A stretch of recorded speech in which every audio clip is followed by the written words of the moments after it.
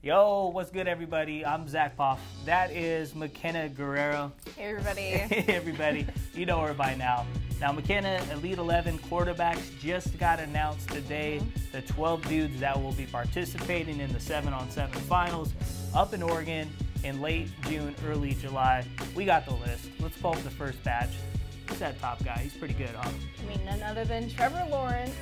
Yeah, the #1 recruit in the 2018 class. He's Clemson bound. You also got Justin Fields from Harrison High School out in Georgia. #1 dual threat quarterback, Penn State commit.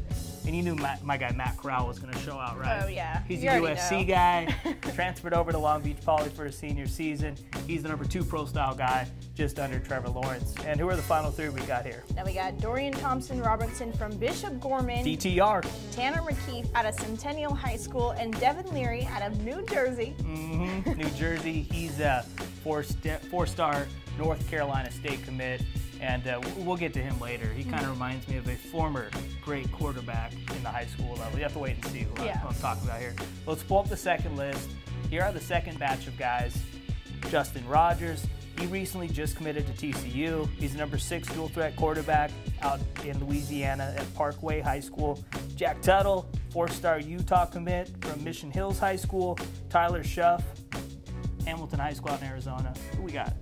Then we got Jaron Williams, Quincy Patterson, Cameron Cooper. Come on, man. Yeah, we're set. We're set there. And these are the 12 guys that will be competing. Now, Myckena, I'll let you get us started on the 6 we're kind of looking at. He's the #1 recruit. What do you got on Well, like you just said, he's the #1 recruit in the 2018 class. Sunshine. I knew that was coming. Sorry, Trevor. Mr. Trevor Lawrence. He wears number 16 on his back. He's 6'5", 197 pounds. He committed to Clemson on December 15, 2016. And the same day as his commitment, he tweeted out, "Please respect my decision," and no interviews. Was he Big Sean out there? No more interviews? I guess. Respect that. Yeah, like you just said, you really have to respect that. He's happy with his decision, and no one is going to change his mind. So basically, he's saying, don't waste your time, just let me have my I'm going to Clemson. I'm going to ball for Dab. Exactly. He threw for 3,708 yards and 49 touchdowns this fall, leading Cartersville to a 15-0 record and a quadruple A state title. He also ran for 250 yards and 5 touchdowns. Cartersville also went 15-0 and won a state championship in 2015. Now the Hurricanes are 42-2 in 3 seasons with Lawrence under center. That's pretty good, isn't it? Yes, that is very good. The guys lost 2 games, so that's pretty remarkable. Yeah. And Myckena, he's also 2,500 yards away from passing yards to surpassing a former guy that went to Clemson, won a national championship. Deshaun Watson. From Gainesville High School. He is just under 2,500 yards away from breaking the all-time state record for most career passing yards. It's pretty good also. Now, the next guy we got, you knew I was going to talk about. I know. USC bound, Matt Corral from Long Beach Poly. And, you know, Myckena, you knew he's a smart kid. He's committed to the USC Trojans. Oh, of course. That just shows you the kid knows what he's doing. Now, this past weekend at the Elite 11 finals, the #2 pro-rated quarterback showed off his big-time arm, and he's going to have a good chance to be named MVP when the competition begins in late June, early July in the 7-on-7 finals up at the opening. Now, hey, we haven't dropped our top 25 rankings just yet, but I will say this. Corral and Long Beach Poly will be among the top 25. But I won't tell you where. We'll have to see. So, I won't tell you where. You're going to have to wait and find out there.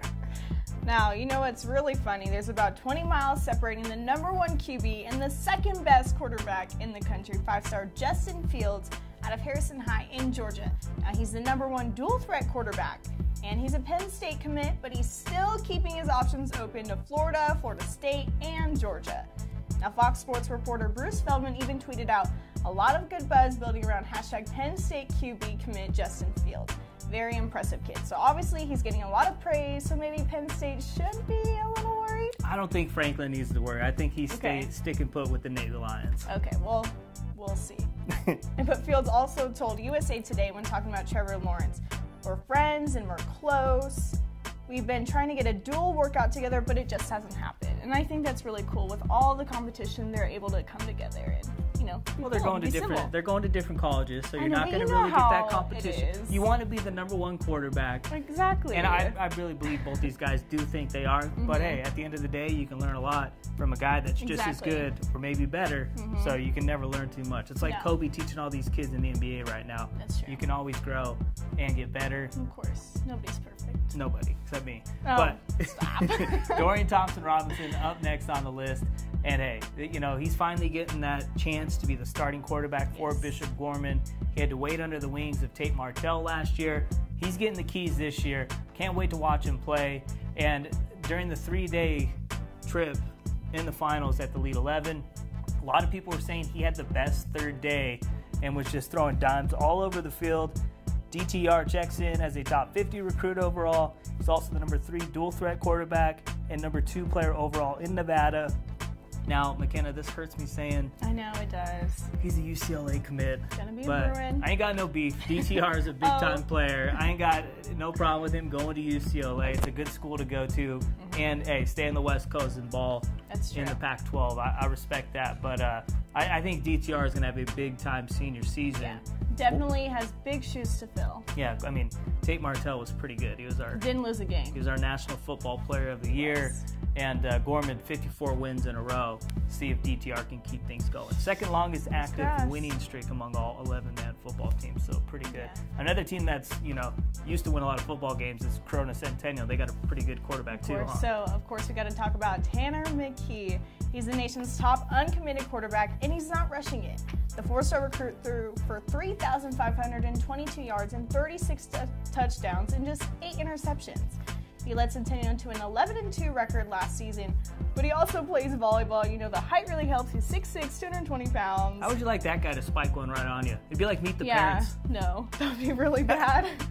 So needless to say, he's a pretty busy guy. And of course, according to 24/7, he's the #4 pro-style quarterback and the #7 quarterback in the nation, or player in the nation, sorry. Yeah, pretty good. I mean, if you're #7 in the state of California, you know you're a big-time playmaker. There's the 4 states I always look at: California, Florida, Texas, and Georgia. Of course. If you're in the top 10 of those, you're doing pretty well for yourself. Now, the last guy I want to touch on, I told you earlier we're going to hit on Devin Leary, kid out of Timber Creek, New Jersey. Now, all he did last year was break the state record for most passing yards and touchdowns. All he did. That's all he did. Yeah. 3,688 yards and 48 TDs.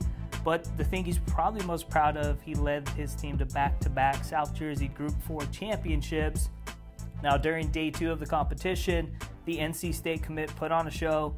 For the pro day workouts, he had the top score according to the Elite 11 staff. And Myckena, I call my boy the Brett Favre of high school football.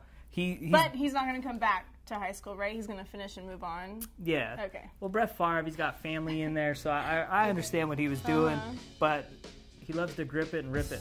That's what he does in the football field. And don't be surprised if he breaks his single-season record next year. But all he cares about is making it a 3-peat, going for 3 straight Group 4 titles. So that's pretty good. Now, Myckena, we can't get out of here without making our MVP picks. Okay. What you got? Well, I've been thinking about it for a week or so. You should really think about your answer. That's good. That's really good. I know, right? Yeah. It shows my maturity level. But I have to go with Trevor Lawrence. I mean, oh, way to go out on a limb right there. What are you talking about? He's the #1 recruit for a reason, right? Who do you think I'm going with? I already know you're I guy. Watch out for DTR. Oh, never mind. But I said watch out. I didn't say I'm picking him. Okay. I can't take a UCLA. I can't take a UCLA commit over an SC commit. I just can't do that. You know, I'd probably get kicked out of the family if I did that. Oh, that's true. I'm going with Matt Corral, Long Beach Poly.